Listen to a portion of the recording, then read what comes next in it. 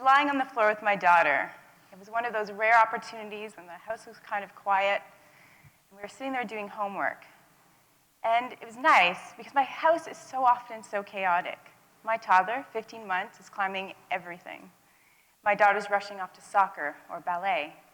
But on this night, it was just the two of us, lying there, mostly chatting. It was great. I was in the moment. And then my mind wandered. I started thinking. I left the moment.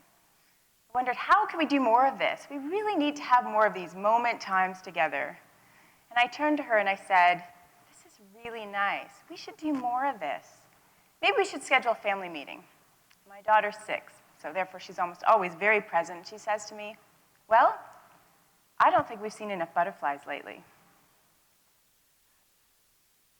So profound, it was like a metaphor. Stop and smell the roses, stop and see the butterflies. There are times in my life when I'm very present. I'll be on a drive and I actually stop and notice the ocean.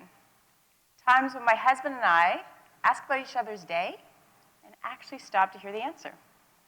And there are moments when I relish, and I'm so blessed to feel my little toddler's hand on top of mine. And when I'm in these moments, I even notice my awareness because the moments are too rare. I'm always rushing. And life moves fast enough, doesn't it? I want you to think about some simple scenarios. I want you to imagine watching a sunrise. And I want you to compare it to buying something new. Now I want you to think about having a big belly laugh with friends, and then compare it to a fun-packed weekend, kind of rush, full of social events.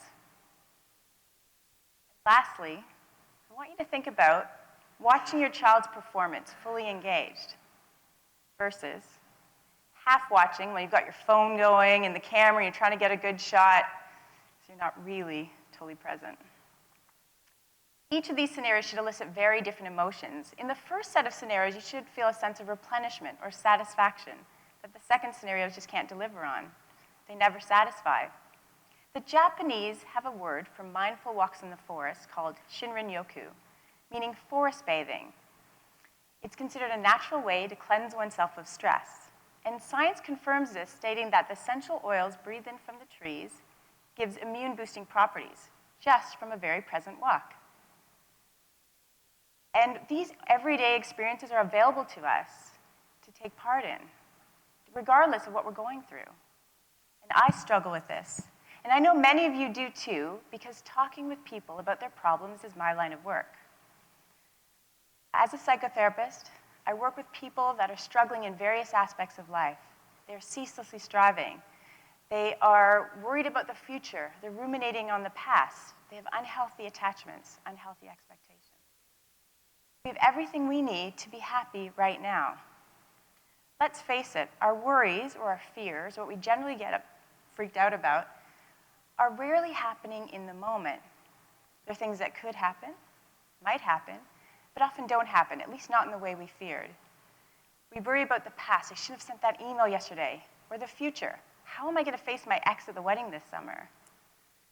And this struggle to be in the moment is a common theme in the narratives of my clients. Let's take Jack. I saw Jack for a number of years. He was referred to me by his psychiatrist and his family doctor to deal with a deep depression. He was always chasing happiness and trying to make up for the past. And this led him to overspending, chasing a well-paid, well-regarded job trajectory that he wasn't interested in, flirting with others, flirting with danger, and this eventually led him to having an affair. He's filled with shame and remorse. He saw the future as too impossible, the past laden with regret. Getting Jack to the present was key for him in healing and growing. And I'm happy to report that he did the work, and he's now in an intentional place of contentment. For others, it's less about choices, it's more clinical. I have a client we'll call Sarah, who's recently been diagnosed with bipolar disorder. She's struggling with both the medications and the diagnosis, and kind of that sense of identity now that she has this diagnosis. She's always been the life of the party, but now that her energy and desires have waned a bit, she's wondering how she'll be perceived, how others will see her. When we dissected her historical, fun-loving self, we found that she wasn't actually very present then either. So getting to the present is not a comfortable place for her, but it's important as she gets more understanding about herself and grows. As I prepared for this TEDx, I tried to implement more frequently the techniques I'm going to share with you today. First, we need to cut down and slow down. So look at your schedule with a critical eye and really examine, why are we doing what we're doing?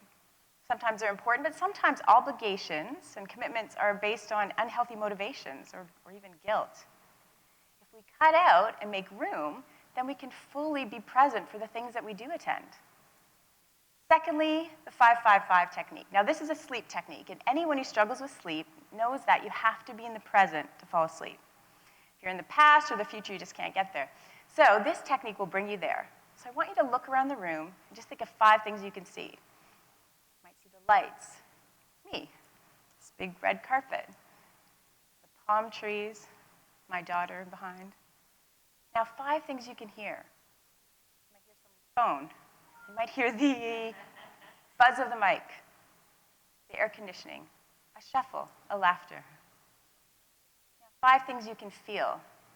So it might be your back against the chair, your legs crossed, your arms in your lap, your knees touching, your ankles touching, whatever it is. So you do 5, 4, 3, 2, 1.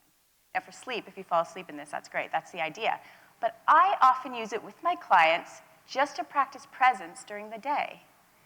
So what do you see, hear, and feel right now? Be mindful. Another technique is morning pages. Now, morning pages was introduced by Julia Cameron in her book, The Artist's Way, as a bedrock of creativity to find and retrieve creative ideas. I find it is an excellent way to practice presence. So all these thoughts we're having, our subconscious, our conscious, happens through the day and the night.